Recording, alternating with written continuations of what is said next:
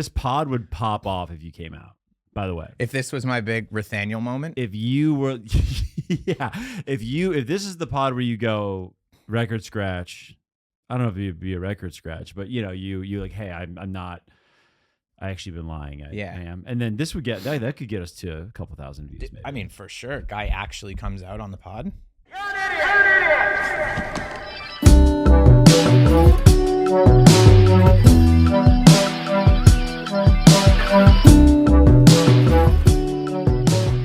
And we're so fucking back. It's the You're an Idiot podcast. I'm Alex Drago. Joined with me today, one of my new friends, one of my new favorite friends, Dan Geneen. Is it Geneen? Geneen, yeah, new friend of the room. New friend of the room. Dan's late. Dan pushed this about a half hour, and now, but it looks like things are okay. We're gonna get off to a good start. It's not a push, dude. That's why I called you and said, "Is it okay if we start, like? Does it work for you to start 30 minutes late?" Because I said I can make it for the original time. Is that the argument you're gonna stick with? Yes. That's why I called you. Are you sure you want to stick with this? That's what I'm going with. Okay. And then I am 10 minutes late past the 30 minutes thing. Great. But that 10 minutes. Let's talk about that 10 part. minutes. I am 10 minutes late for this podcast. Okay. Yeah. 10, after. It doesn't matter because I called you and said, "Hey, I would love to do it 30 minutes later so I can get for the viewers and the listeners. It was a 5 o'clock recording, right? Originally, and you pushed to 30 minutes later, which that already, even though I said yes, Connor said yes, there's already like an emotional push. I don't think so. You don't think? No, because you could have just said no, and you could have been like, dude, I don't really want to ask. But I don't really want. The second you accept, that's why I called you because I requested the guilt-free push. You don't. Okay, you get the push. But there's like there's got to be some guilt on your end. There's got to be some guilt on your end to go, I should probably be on time after pushing. If I push something to 30 minutes later, I'm going to be on time. That's a separate argument. You're saying you're saying that the push was I thought that once the push is accepted, that's a new time. We're starting at 5:30. I'm 10 minutes late for a 5:30 pod. The reason I called you to talk about this was that so I was clearing whether or not the 30-minute push. I wouldn't even call it a push. I would call it a rescheduling. Dude, we're comedians doing fucking a podcast. Right? Okay. This isn't a meeting at the bank. Like I think that I'm probably the earliest that anyone's ever shown up for this. We've had some late people. Yeah, we've had some late people. I bet you've had multiple meals here waiting for someone. and you're coming in from Manhattan. Yeah, that's where the good guests are. I do want to clarify though. I think that if anyone is kind of keeping score in their head while listening to this, I would want you to chime in, DM me. Leave a comment. I really think that if you push something 30 minutes, it doesn't give you the right to then be 10 minutes late after. You never get the right to be 10 minutes late. I'm just saying it doesn't add on. I'm 10 minutes late, which is a sin. How much am I allowed to, how mad at you am I allowed to be? Infinitely. Like I give a fuck. What are you gonna fight me? That is true. You know what? What are you gonna do? That is an interesting not book me again. Frame of It is a good way to think about life. Is that for any consequences? Like, what are they gonna hit me? Yeah, they're not gonna hit me. I don't think I'm gonna get hit over this. That's a good because it's like I've rushed to dinner parties. And then for being, I've been 20 minutes late for a dinner party. Everyone's like, "Hey," and then you're like, "Oh yeah." I'm really trying not to be late for things. Oh really? Starting now. But like it's a big deal. How late you can be is a pure calculation based on like if you're on a double date, sure, that's an awkward one, or a date, a one-on-one. I mean, the amount of other people. Obviously, the more people, the more late you're allowed to be before it's weird. Or I agree with that. Or if you have some like part to play in the thing. If you are, I think the guy is supposed to be 5 minutes late or 5 minutes early for the date, and the woman's supposed to be like 5 to 10 minutes late. That's just two single guys talking about date strat. Yeah. I just think these are the stats. These are the stats. Dude, if only we could get that right, everything else would really fall into place.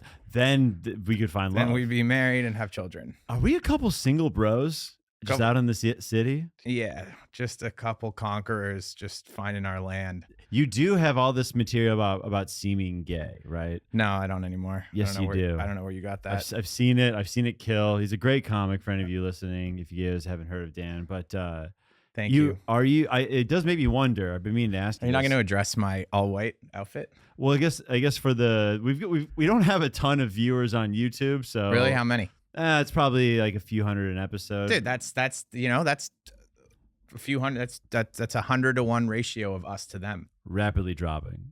Well, we'll see after this episode. This might go off. Yeah, for our I'm not a good click-through rate, but I'm a good retention guest. Oh. Yeah. I deliver a good product, but no one's interested in it. Damn it. He's wearing all white, kind of. Oh, today. right. I forgot it's like a white sleeves and I can explain every article of the. What? Let me ask you something about you're wearing a nice outfit, a nice single guy in New York outfit, but with a little flannel with Brooks. Well, it's because I'm not doing anything after this. Okay. So I'm just like, these are just like when I want to walk around, I'm wearing the Brooks and I'm just like, oh, I'm just going to the pod. I walk like maybe a half a mile to the train, and then I'll walk around after I get food later. So I'm planning on getting steps in. I'm a big guy. Your knees will thank you later. 100%. Maybe even now. Yeah, and you got Brooks on too. But answer my damn question, Go dude. on. What women do date a guy that's as gay seeming as you? Quoting you. If your act is like it just take out your act. What kind of women are going after you then? A lot of really hot ones.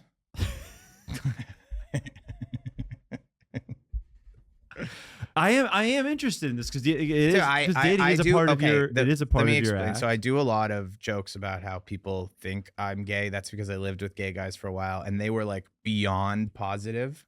Mm-hmm. Like would get drunk sometimes and be like, I was gonna make an AIDS joke, but that's not right. I had a great AIDS joke at one point that I was asked not to do. By who? I'll tell you later. Okay. Oh no shit. Okay, cool. So I wasn't really asked not to do it. I just yeah, whatever. Okay. Anyway, you gay friends, gay men. They were just like they would get drunk and be like and do the thing where like, dude, let me level it with you. Like, it's totally fun. Like in a non-jokey way. Like, we'll still love you. Like you can just like we can help you through this transition period. Oh, as in like we know you're in the closet. We know you're in the closet. Oh wow. Yeah. They clocked you as one of them. Incorrectly. Oh. Which honestly, I will say this, I don't have a lot of faith in gaydar. Like gay guys don't really know. A lot of gay guys think they got you. They don't. No, not me. I just in general, and they don't know shit, dude. Gay guys never try me. It's a Serbian thing. Yeah. It's like it doesn't. They might think, but they don't want to get hit. I think I radiate some kind of anti. Yeah, I wonder. I would love to see stats on coming out, like at what age different European countries the men typically come out. Oh, Serbs, it's not legal. Yeah. It's a brutal. Yeah.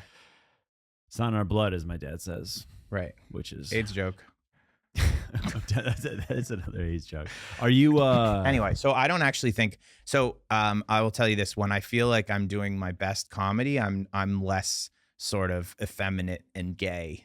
Okay. But and this is something I grapple with a lot, I feel like playing with being kind of gay does really well. Sure. Like, oh no, a vagina. Right. Right. People love that shit. Right. Which is actually not a lie. I am a little bit squeamish about some sex stuff, but when you see me doing that, I am attempting to do well for a reason. It's not that, so that material you feel like is not as true to you as it once was. Yeah. I feel like I have to do my tall jokes up top just to like, yeah, get it out of the way and be disarming. I feel like I have to be like, oh, like I'm not. But you're still tall. your implication in that is that I'm still pretty gay. Well, this pod would pop off if you came out. By the way, if this was my big Nathaniel moment, if you were, yeah, if this is the pod where you go record scratch, I don't know if you'd be a record scratch, but you like, hey, I'm not. I actually been lying. I am, and then this would get that could get us to a couple thousand views. Maybe. I mean, for sure, guy actually comes out on the pod. That'd be huge. Yeah. It'd be weird. I guess my feedback on that wouldn't be great. I guess I'd just be like, all right. Oh, you wouldn't be as supportive. Well, I don't think I'd be. I don't know what kind of reaction you'd want, but I'd be like, yeah, I know. That's what I mean. That's what you would want. Yeah, that's what you would want. I've had a friend come out to me. I've had a few friends come out to me. I had a really funny one actually. Talk to me. Why is this? Is this a comedy pod? Oh no. It's medical. Why do you think? Why do you think people feel comfortable coming out to you? I don't know. I was so close to being like, I don't know. When you have a guy's dick in your mouth, it's. Anyways, tell me the story here. Well, okay.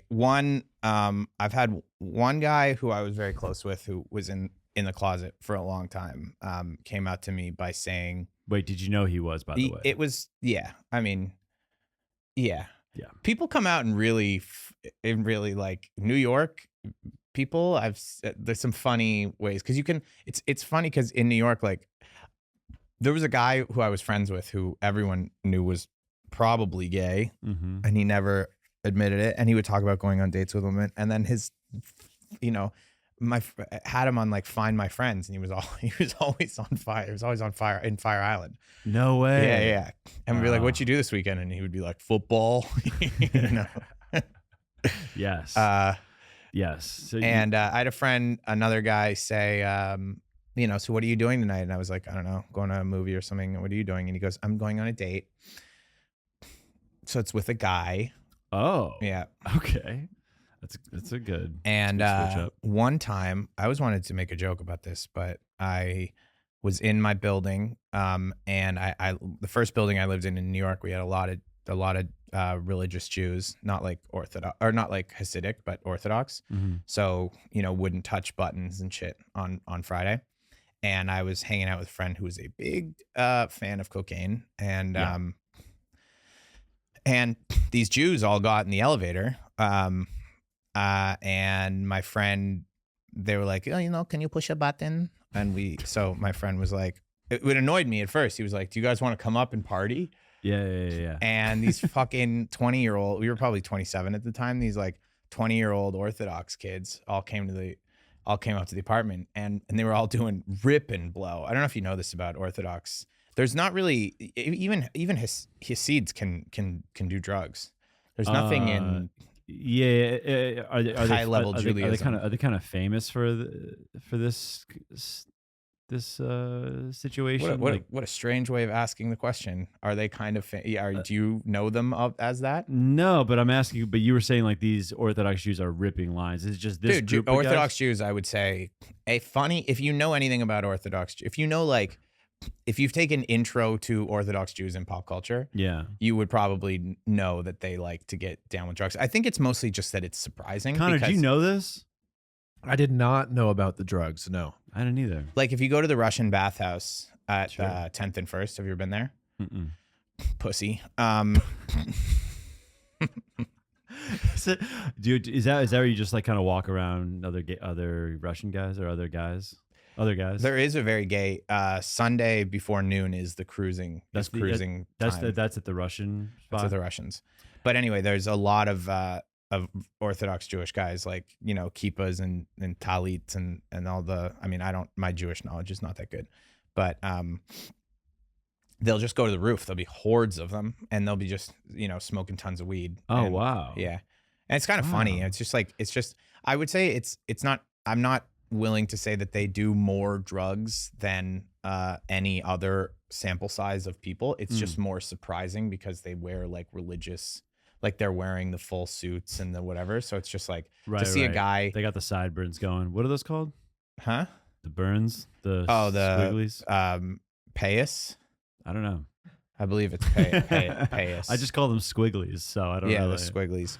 Anyway, kids were all doing fucking blow, and one kid like sat next to me in my bedroom, and he was like, dude, he's like, I think I might be gay. Oh, yeah. Okay. That's just fully cranked Like this out. fat Orthodox kid. And I was like, What'd you say? you got to lose some weight.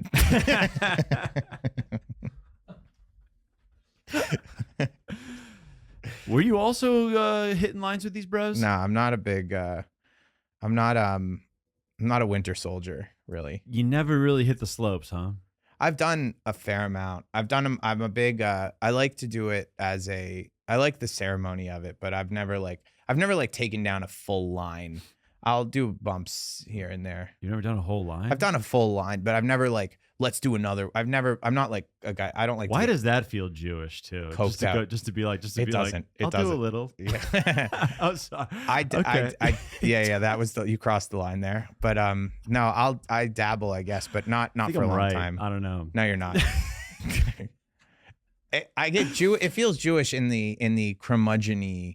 That's what I mean. It feels Jewish to be like, I can just do a little. Yeah. In the way that people like you might associate feeling Jewish with like annoying. I'm not gonna speak to that. Yeah, You I know? gotta say, having one of these sucky water bottles, I've never, with the lights on and stuff, it does feel more gay too. Well, especially because you're matching it.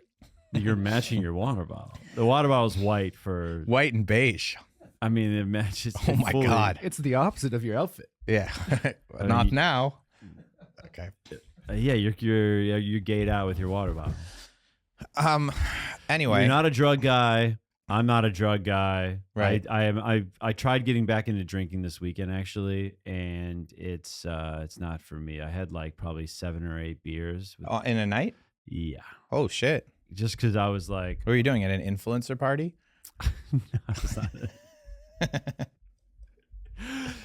We've gotten sucked into some influencer parties. Not together. No. Sucked off at an influencer party. I'm trying to think if I saw you. No, you invited me to one influencer party after a show, and I didn't go. Is that because you are anti-influencer, or is it just you couldn't go? That's a can of worms there. I'm not anti-influencer. I guess I'm anti someone that would. If your goal is to be an influencer, I'm anti that. I'll say this.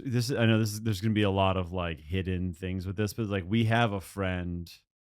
My friend, when someone we know that's an influencer has people over, one of my friends will be like, "Well, is there going to be like other influencers there?" Right. You know what I'm saying? And dude, that was cryptic, and I even should understand what you're talking about. I'll actually say that for the Patreon. That we can talk. We can get more. I just think all I'm trying to say is like, if you're really good at a thing and you get famous for that thing, I wouldn't call you an influencer. But if you're just vlogging about your day, yeah, and there's not really a hook to it of any kind, if you do like an unboxing for like your meal prep, dude, even an unboxing I'm kind of more okay with. If you were the unboxing guy, if you were a meal prep guy, that's fine. I don't know. I just think like there's a problem of people who seek fame and then figure out the rest after. Yeah. I've been trying to write stuff about how it's like every mean girl from college now has like a food review like Instagram account. And they're just like, these eggs are expired. It's like, so are you, babe. You know? Wow. Wow. It's like, I do think it's like it's just such a weird thing to see people who've been in consulting for 10 years just be like, I also want to be famous. Mm-hmm. And it's like, you never had any drive to do anything creative, but now you're or they did. Oh, yeah. Maybe. Yeah. Why would they ignore that for 10 years? Well, what were you going to do 10 years ago? You couldn't be an influencer 10 years ago. You actually needed money. You could be creative 10 years ago. And do what? Be a poet? I don't know. I don't know what. I just think that people get the chance now to be creative in their living It is room. accessible. And it's like right. This is, we're not talking about any new information here, but they say right, playing the algorithm, playing social media is a little bit casino-like because things start to go off. Everything's a slot machine. Everything's a slot machine. So if you're a consultant who at one point was like, I'd love to show my tits on the internet, but instead I'm going to take this job at McKinsey because now 10 years later, you've kind of done it and you're like, well, what? Well, a McKinsey person wouldn't do that. They're too smart for this, but yeah, totally. Like an EY girl or something. Sure. Can you cut that out? Okay. I've dated a few EY girls. Really? Yeah, they thought I was gay. Anyway, this is me. This was me asking you the type of women. I like people that are good. I like people that are good at things. Like I like a driven. Yeah, a little bit driven. Yeah. You like people that know the way around a spreadsheet. Yeah. Their calendar's full. Mm-hmm. And you like being a half a slot, and that's in that 7:30 time. But a full slot. Full slot. Yeah. Full Dan. Okay. Full Dan. I got you. Spreadsheets. Yeah. So EY. So we got consulting. No. But see, it just finance. What makes me feel like you were just waiting to. What you really wanted to know what kind of girls I dated. Like that was now. You just missed it in a way I've never seen before on this pod. Ever. Yeah. In a way that you were like, it was almost like it was worse than the Jewish comment. Me asking what girls you date was worse than me kind of slighting you and your religion and your people. I never said I was Jewish. God damn it. All right, we don't have to get into it then. Who do I like? I don't know. I will say that I didn't. This is me looking at my notes, by the way. I've got notes written down. Oh hell yeah! I don't have. I'm not like texting or anything like that. That's fine. That's not your notes. It's a suicide note or whatever. Tonight it ends. That's the joke that everyone makes when they go to their notes on stage. This isn't jokes. It's a suicide note. How many? Yeah, I've seen a couple comics do that now. Yeah. Is it a lot? Yeah, I think so. Fuck, that sucks. Why? It's yours? No, but I'm thinking of a good friend who does it, where I'm like, damn. Now that to know he's a hack, you know. Maybe he was the first one. No. He never is. He's not. No, he's not.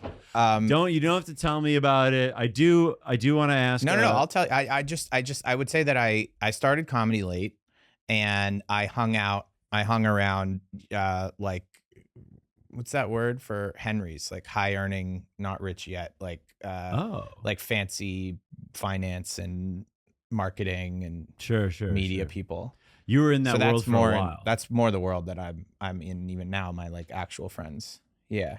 Those friends you don't really hang with comics too much? No, I would say like I don't really go to like a comic party. I'm good with a one-on-one comic hang. Sure. I like a coffee. Love it. Yeah. I'm starting to phase out of big comic things.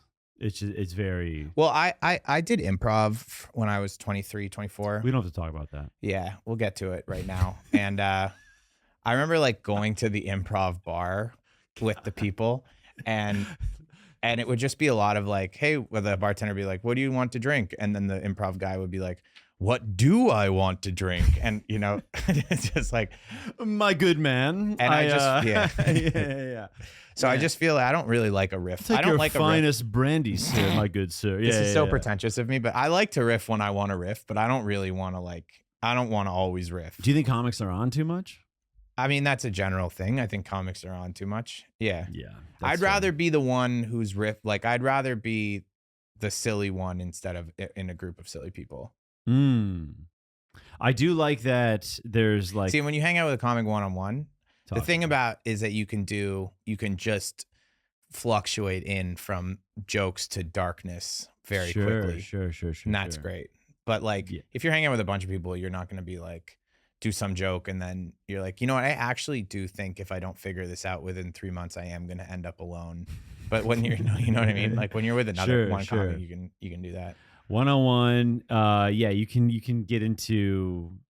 You can like get a lot more done one-on-one with a comic. Get a lot more done. But with but like a big group of like whether it's college friends or comics whatever. Also, you hang out with a bunch of comics and this is also me being neurotic, but I just feel like there's nothing to gain. I feel like especially drinking, what are you going to do? You're going to hook up with someone, that's going to be weird.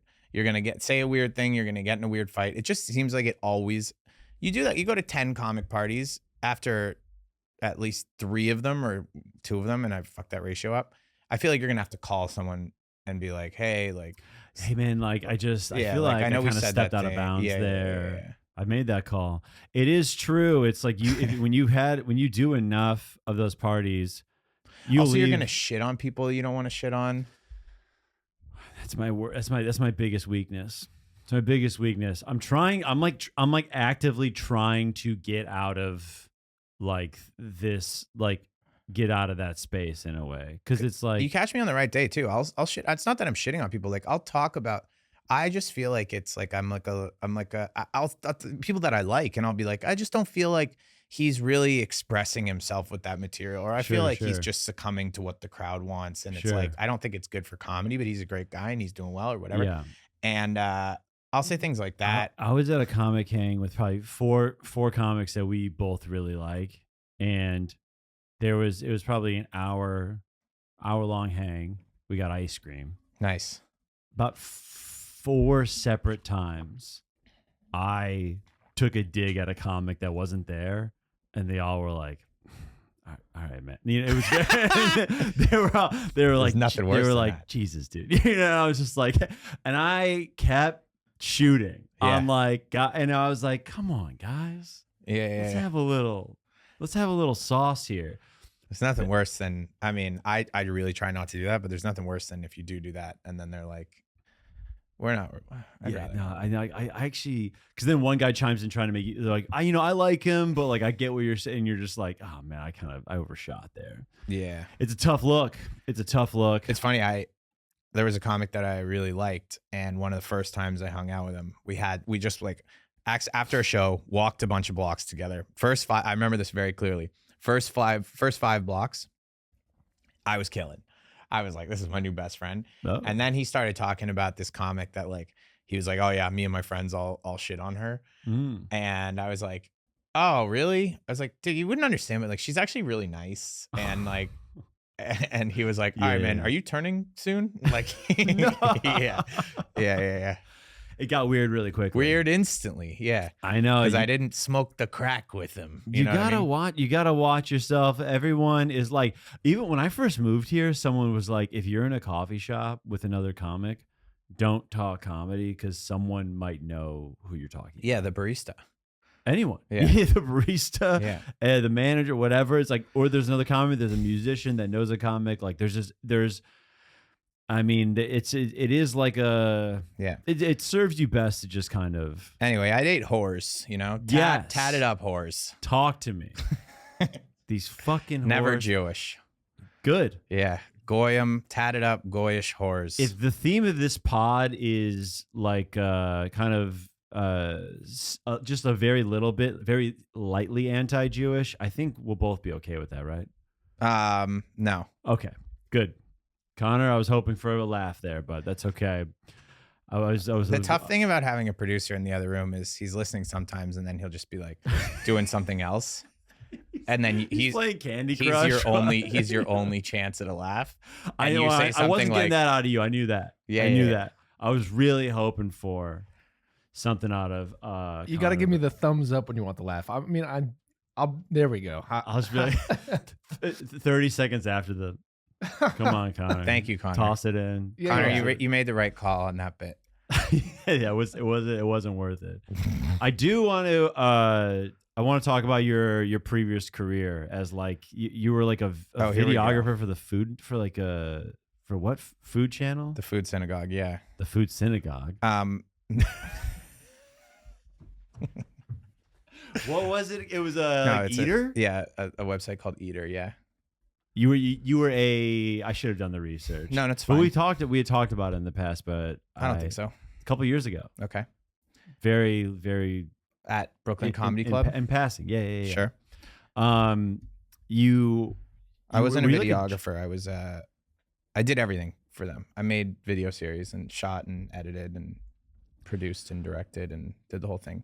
I mean, it was YouTube content. So what was your title? I don't know. Why is that? What's wrong with that question? I wasn't fucking you insecure. Fuck. Did you see that? Did you see that, Connor? We don't need to laugh here. We don't need to laugh. No. I can replay that. Can I tell you? Please, I would love if you put a little extra effort into this episode and cut it and replayed it at the end. Great. Just so you know, what I was doing was trying to remember. It No had chance. nothing. There's It had no chance. nothing to do with you. Me saying what was your title? I'll do it again. I'll do it again. I went. No, That's what I did. No, That's what I did. It was like it was like, why would he ask me that? The head shake I got from you was there was no. it was an eye roll. No. It was really. I was searching I was looking in the memory bank. I hate to put Connor. I'm not going to put you on the spot because didn't watch I feel it. Did you watch I know that? in my bones that was one of the more dismissive eye rolls I've had in my life. In your life? Wow. Maybe this year. That's fair. Asking what was your title and just going. No. But I was really trying to remember. I was trying to remember. Okay, you worked at Eater. Dude, I'll tell you what my fucking title was. I was trying to figure out why it was an offensive question. It wasn't. Okay. It was not an Then offensive answer question. it. I think I was a senior producer, but I can't remember if I ended up as a senior director or a senior producer. Okay, senior producer. Are you kind of manning you're manning the entire operation, but are you making the calls on where you go, where you film, who you film, what? A lot of that, yeah. So it'd be like there's this new hot chef in Phoenix or something like that. Sure. And we're going to go, this guy's, he's got a new take on Wagyu. Yeah. Wagyu? Wagyu. Yeah, Wagyu. He's got a hot new take on Wagyu. Sure. This guy can flip a piece of meat. Yeah. Right. Is that what you say in your meetings? I don't know. There I'll go. No. So you would say first of all, you wouldn't just go to Phoenix for one thing like that. Sure. But I am going to dig into this a lot. I'm quite interested. I just want you to know. Yeah. So you would say okay, so there's all these different series, all these different like things, and essentially every food content thing is some version of, it's either day in the lifey vloggy style or about a single dish or like a competition or something like that. We focus mostly on single dishes. So like, let's say the guy in Phoenix who has a new take on Wagyu, hot new take on Wagyu, which is crazy because Wagyu is just like is steak. It's really good. Yeah, it's delicious, but that was what I said was stupid. Well, yeah, you wouldn't. I mean, imagine if you had a hot new take on steak. Like, wouldn't even know what that meant. I mean, I don't know. It's Phoenix. It's Phoenix. It's Phoenix. It's hot. It's up and coming. Yeah. So then, I would say I don't know. It can happen a bunch of different ways, but let's say I was interested in this hot new take on Wagyu. Maybe I would reach out to the guy and talk about it with him and be like, what could we shoot? Yeah. Like, could you get a whole cow in and we could watch you butcher it? And then like, we could then watch you do your hot new take and then like maybe interview customers. So you do get like, or they would say, or like Phoenix Board of Travel might call us and say, hey, can you come and make 4 episodes about the Phoenix culinary scene? Oh, really? Yeah. And then we will pay you some money for that. And then I would have hot new take on Wagyu and then maybe a couple other things in Phoenix. So people, when they really want to pump their product, they'll reach out to you and they would reach out to Eater. They wouldn't reach out to me in that case. Did you have what if you were being paid to pump some product or let's say like a new sandwich in Nashville and you go there and it sucks? You still got to pump it? So no, they'll never. No. So that's a small percentage of the shit we were doing was those like pay for play things. Yeah. But they would never push us to do a specific place. They would say, can you cover our our food scene and then do whatever you want. But we want, and then we would pitch them and they would approve them. But they would never say like, you have to do this specific place. So it's someone just from like this city, a random like Denver. Yeah. Someone would just be like, the tourism board would do it. Oh, and they'd be like, hey, we got this place, this place, this place. No, they would say, we want to shine more light on things that are using our local whatever. Can you, here's a list of places. Like they would say, can you make some videos about them? It's like, it's our choice whether to do it or not. Eater, you go out there, but I don't even know what these things cost anymore. I have no idea. I know that like that people say that the money isn't there like that anymore. Oh, okay. I feel like it's Well, I truly have no idea. I know that I made one thing a long time ago with a big credit card company that was like insanely a lot of money. But yeah, no, it's not. They keep the lights on. That's very good. When I mean, it's one of those things too where it's like, I don't know if you felt this way. There's so many places. I feel like I've talked about this before on the pod, but like a lot of, you really got to dig to find the good food spots. Cause I haven't been impressed so far traveling. Nashville hot chicken, don't care for it. The green chili in Denver, go to hell. I don't give a fuck. Yeah. New Orleans, I think I had oysters in New Orleans, suck my dick. Right. Blow me. Come in your face. Yeah. Like, let's see what else. Oh, there's like a Juicy Lucy in Minneapolis. Minneapolis has no food scene. Yeah. I mean, like, if you're talking about the iconic dish from all these different places, that's like bullshit. Those are usually like overdone and like they're kind of. They're also very mass market.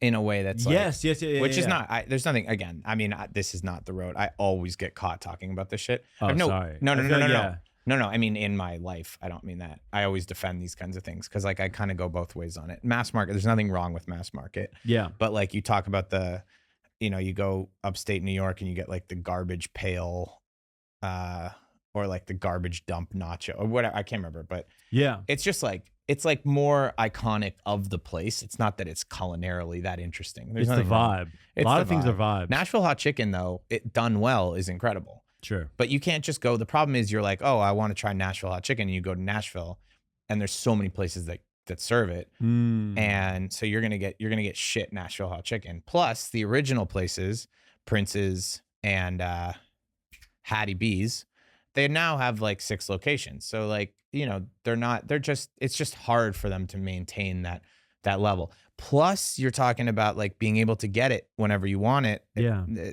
Joy comes from contrast, right? Like from not having it to have it. If you can always have it, it's not that interesting. Wow. It used to be that in Nashville, if you go there, you'd either have to wait in line. Like Hattie B's was was really the place that capitalized. Hattie B's was like the Lululemon of Nashville hot chicken. Yeah. Prince's was this like old woman. It's like 40 minutes outside the city. It's open till 3 a.m. It's like a 9-hour wait. If you went there hungry and experienced that, black neighborhood, fucking crazy, amazing, like people playing music in the parking lot. I did that blacked out one night and I can't believe I did that, but at like 4 a.m. No shit. Yeah, alone. And it was just like one of the best meals of your life. Yeah, like if you experience that pilgrimage, but now there's that's a really good. Now there's 20 places that I would say are the best places doing it, but it's like it's not one place or 2 places. When I did Nashville chicken's a really interesting thing because like that was just hot chicken until about maybe, I don't know, 15 years ago or something. I didn't know I'd strike a chord with my Nashville hot chicken. Well, Nashville hot chicken is actually a good thing. Like you go, I can't remember, in Rochester, they've got the garbage plate or something, which is just like, I don't quote me on that, but it's like hash browns and chili and blah, blah, blah, blah. And it's like, there's no alchemy there, right? It's just a bunch of shit. Yeah. It's like, which is fun. There's no real substance to that. Yeah. But the Nashville hot chicken, when done right, can be really a beautiful thing. Delicious chicken. Yeah. So then you would you got Plus it's crazy hot. Like when you start climbing the spice ladder, I like spice, and I'm always interested in like what. Have you done the one chip challenge? No, I've never done the one chip. Have you?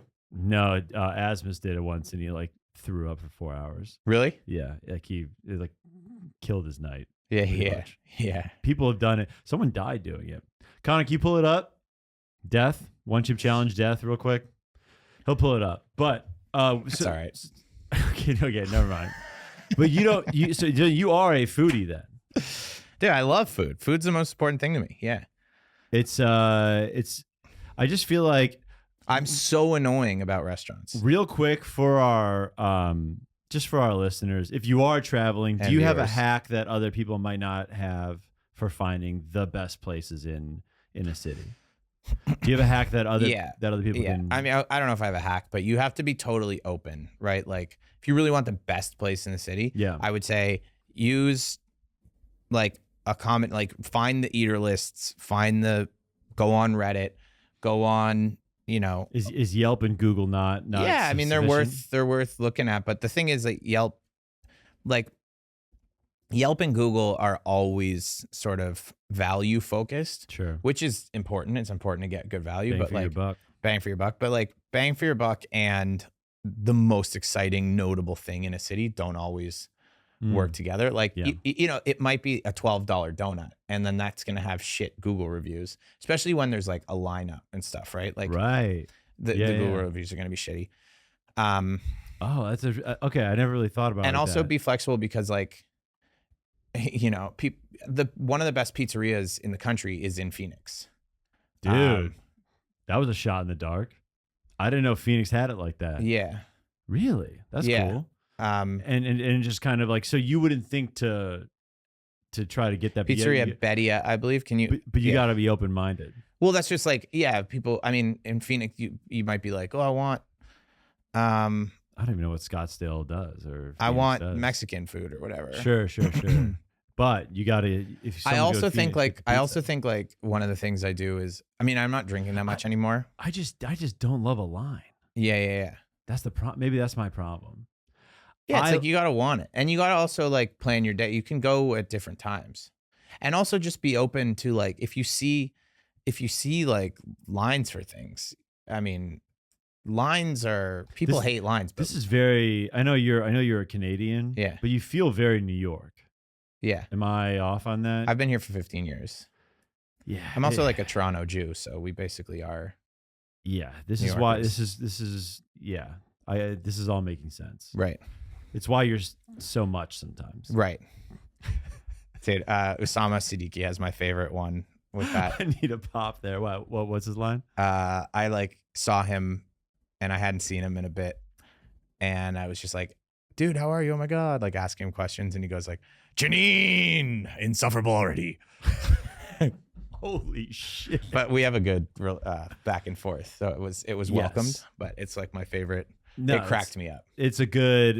You got to have your lines for your friends. Yeah. But I do. But I really do. I can't. Because that is a New York thing. This place has a line around the block.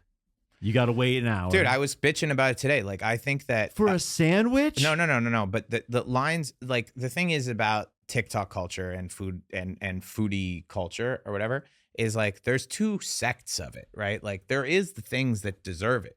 Some things deserve a line. And in some ways, like a line can actually mean the product is amazing. We're gonna right? defend lines here. Well, you're gonna defend a line. You know, I think like you talk about whatever, let's say like a roast beef sandwich, okay? Yeah. That is considered the greatest roast beef sandwich. Supposed to be in the world. lights out.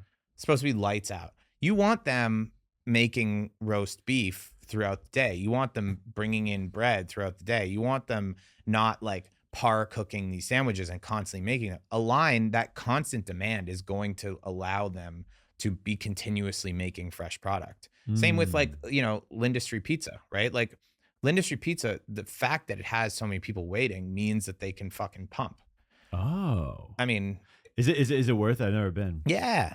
Fuck. Yeah. Like a lot of these bakeries, like La Cabra, have you been there? It's close to here. They have this cardamom bun that's the greatest thing in the world. A what bun? Look, it's a cardamom bun. What the fuck's a cardamom bun? It's like a Cardamom bun? string pastry and they wrap it like in a knot. Connor, I actually do got to see a picture of this. A Either way, cardamom bun? cardamom, the spice, the Indianish spice, cardamom, Not a thing. not a thing. That's just not a thing. Cardamom bun. Cardamom bun. Cardamom bun. Yeah, that's it right there. I mean, And you're saying this will change your life? it's actually the bakery that has them is really close to here. Anyway, the fact that they sell so many of them and there's a place line I there. used to live by, Winsun.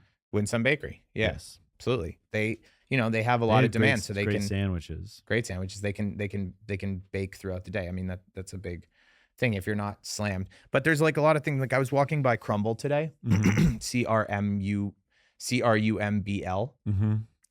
and it is so fucking just okay, if not like bad. And they have an hour line or like a 30-minute line at all times. And I think that it is a scorn. I look at people with and with malice when I see them waiting in that line, because I'm like, not only is it just a pure sugar bomb, it is also a bad, like a pretty bad product. Okay. And it is taking away interest and money from restaurants and bakeries that are doing something that I has love the road we're going down here. integrity. Can I throw a couple food takes at you, and you can Sure. shove them back in my face if you want? Milk Bar is great. Yeah, Milk Bar was amazing. Oh, so New York. No. When there was one Milk Bar, it was really incredible. I mean, Milk Bar is like a thing that was always very sweet, and that was part of their, if on the sugar spectrum, it was definitely very high. Crack pie. Crack pie, and the controversy over crack pie. They can't call it crack pie anymore. Can't call it crack pie, yeah. Which is lame. It's really good. I used to do a joke about it, about how like Jesus. yeah.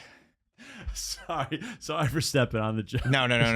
It wasn't. You had a Milk Bar joke? I can't remember exactly how I did it, but it was early in my comedy career. But it was just like I'm sorry. like the crackheads would come in. It's like, who are you helping here? Because you can't call it crack pie anymore. The crackheads were going in there and just looking at the menu and be like, what the fuck do I get? It's not bad. Yeah. That's good. That's Yeah, good. thanks. All right. So Milk Bar used to be great. The soft serve, I still love their cereal milk ice cream, but the products, like Milk Bar's products that they have in store, are absolute garbage. Like absolute trash. Okay. And I think that all representations of your brand are like Horcruxes, and when one dies, you die a little bit. What so Milk Bar's dead to you in some ways. At least in this lifetime. Yeah, Milk Bar is dead to me. But their cakes are incredible. I mean, I don't know. I would like to have one of their birthday cakes to see if it's still amazing, but their birthday cakes back in the day were the best ever. What about cream cheese, like an intense cream cheese frosting with those little crunchy bits? I've had that. Yeah. My take is that Mexican food in New York is garbage. No. Okay. Mexican. It's patently false. Yeah, I mean, like first of all, high-end Mexican food in New York is fantastic. Sure. There's a lot. And it's just like, again, that's fancy sort of. Is that take that I shit. have you heard that before? It's not unreasonable because we're so much further from Mexico than they are. And, there's not the same Mexican population here. Having said that, like there's the Latin population in New York is enormous. Hondurans and El Salvadorians and everything, and so that combined with the fact that there is a lot of demand for a good Mexican means that I'm not super well versed on the cheap stuff, like the stuff out in Queens, whatever. Sure. But there's a lot of really good places. There's a big taco scene that's emerging now. Where do you live in Manhattan? East Village. This is things that you would know from that you wouldn't know. It's like the last 5 years. Oh, that's just popping up. Yeah.